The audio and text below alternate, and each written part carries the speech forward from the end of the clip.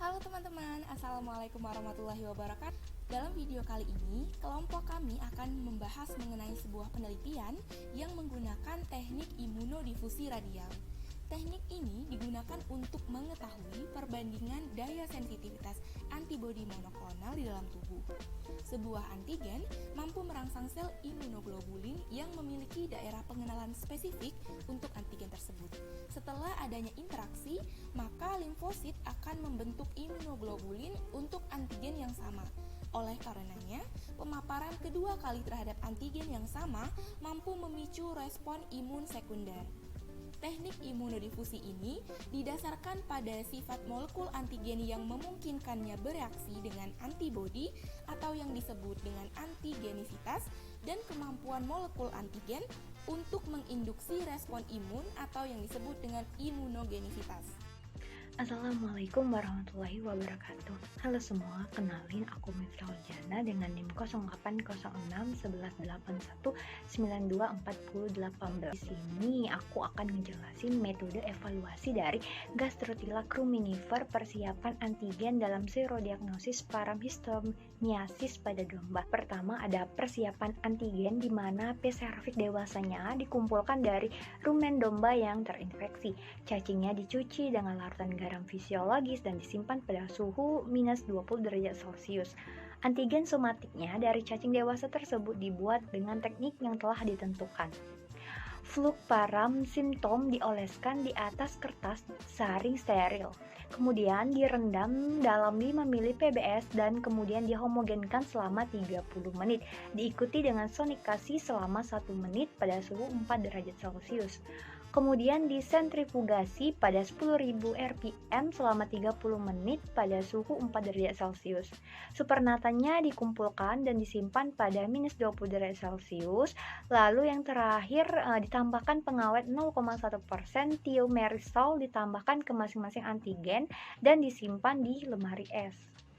Yang kedua ada antigen sekretory ekresi di mana cacing kumnifernya disuspensikan.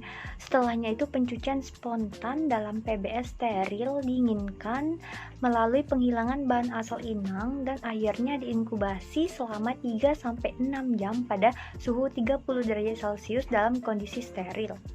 Cacing yang diinkubasikan dikeluarkan dan produk ekseratorik atau sekresi dalam PBS-nya disentrifugasi pada 1200 rpm selama 40 menit pada suhu 4 derajat Celcius. Supernatannya dipisahkan dan mengalami liofilisasi sampai konsentrasi yang diinginkan tercapai.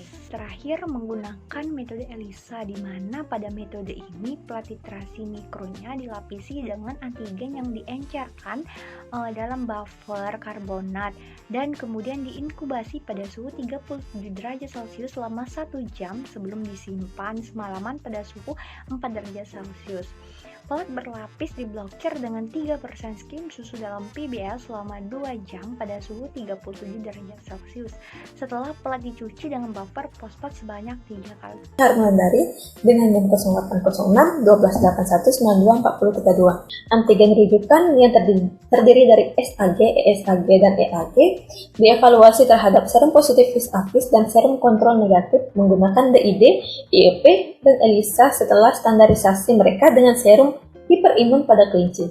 Dari 30 serum tes positif yang bereaksi itu 10 untuk SAG, 8 untuk ESAG, dan 6 untuk EAG serta menunjukkan 2 garis preseptin di DID.